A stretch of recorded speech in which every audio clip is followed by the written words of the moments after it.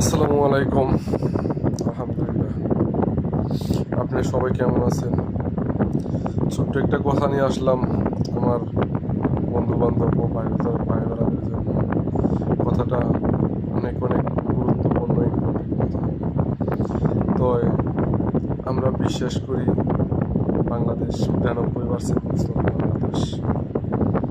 তাছাড়া ভাই, যদি 92% মুসলমানের দেশ হয়, তাহলে কোন কারণে, কোন আইনে, কিসের জন্য জামাত ইসলাম ক্ষমতায় যাইতে পারে না?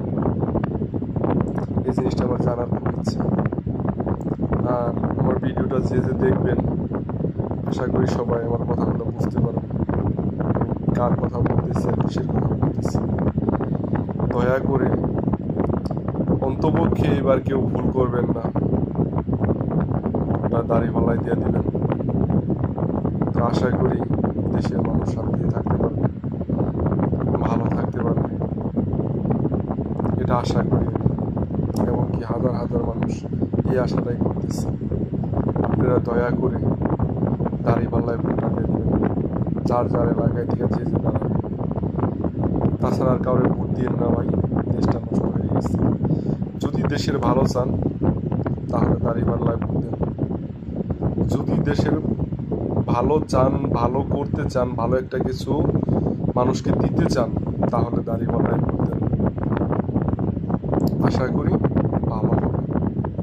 আর যদি দেশের ভালো না চান, চাঁদাবাজি করতে চান, মাস্তানি করতে চান, মানুষের কি মাইরা খাইবেন, কি করবেন সেই ধান্দায় থাকেন, তাহলে তো দাড়িপাল্লায় ভোট দিবেন না। আর আপনি যদি দেশে ভালো চান, সুদ ঘুষের বিরুদ্ধে থাকেন, তাহলে অবশ্যই দাড়িপাল্লায় ভোট দেবেন এবং কি হাত পা খাই দিবেন। ঠিক আছে? যদি তা না চান, তাহলে দিবেন ধানের শীষের নৌকায়। কারণ ধানের শীষ নৌকা দুই সাপের একই বিষ। ঠিক আছে? দুই সাপের একই বিষ। মামা তো ফুয়াতো ভাই, দুইটা এক জায়গায় পাই। এর মতন কেউ কম না। ও যাইব ও আইব, ও যাইব ও আইব, ও গেলেও খাইব, ও গেলেও খাইব, এটাই চলতেছে। আর আমরা এটাই দেখতেছি। এইবার একটা নতুন কিছু দেখতে চাই, নতুন কিছু দেখতে চাই, নতুন কিছু। যে যেখানে থাকেন সেইখান থেকে প্রতিবাদ জানান। বাড়িতে ফোন দিয়ে কয়ে দেন যে ভাই, বন্ধু, এবার যাই কিছু করো না করো, দাড়িপাল্লায় ভোটটা দিয়ে দিও। তো ইনশাল্লাহ সবার উদ্দেশ্যে কথা রইল। আলহামদুলিল্লাহ, আমরা সামনে নির্বাচনে সবাই একজোট হয়ে একাত্র দাড়িপাল্লায় সিল মারব।